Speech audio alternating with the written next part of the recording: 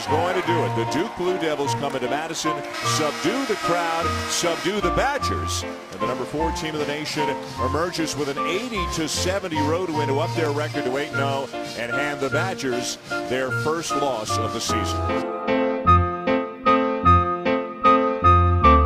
the Blue Devils are the national champions of 2015.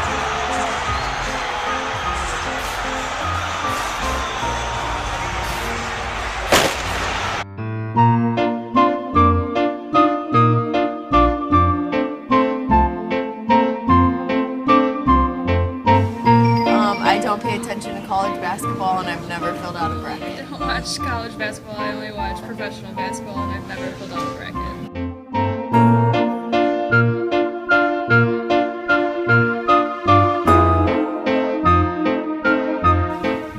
I watch UK and then OU when they're good, so I don't watch it a lot. Because UK is usually in it because they're really good, and I like UK, so I care more.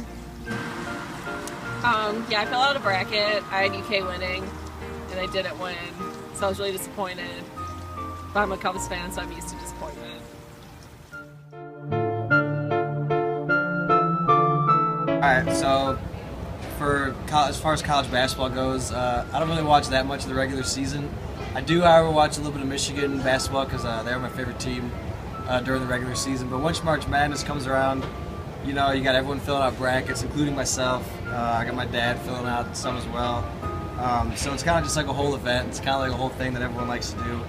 So you're kind of right in the aspect of no one really pays attention until March Madness. But I myself watch a little bit of the regular season, and then I definitely pay attention more for March Madness.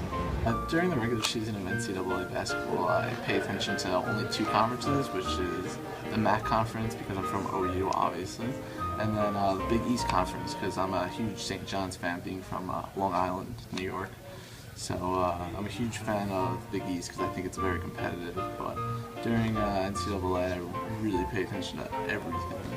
Not a lot of people pay attention during the regular season, I believe, but during March Madness, everyone fills out a bracket and tries to win money, and usually loses money in the process, like myself this year.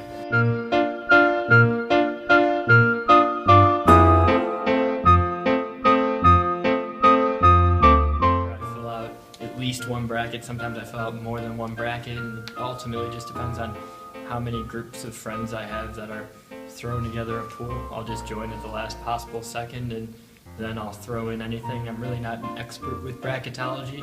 A lot of times I just go off of the regular season, who has a lot of rebounds, because rebounding is huge, especially when it's clutch, and then I look forward to seeing if there's depth of scoring. So if there's only one player, a superstar, a lot of times that will be eliminated very early on, whether it's in the round of 32 or the first round. We've seen lots of it, like Duke did against Mercer a couple of years back. I think it's kind of funny how you'll have a lot of people who just join in for March Madness. March Madness is 90% of the NCAA's revenue throughout the entire year.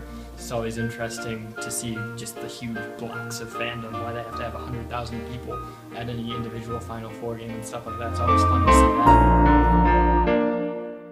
that. But during the regular season, college basketball has a ton to offer as well.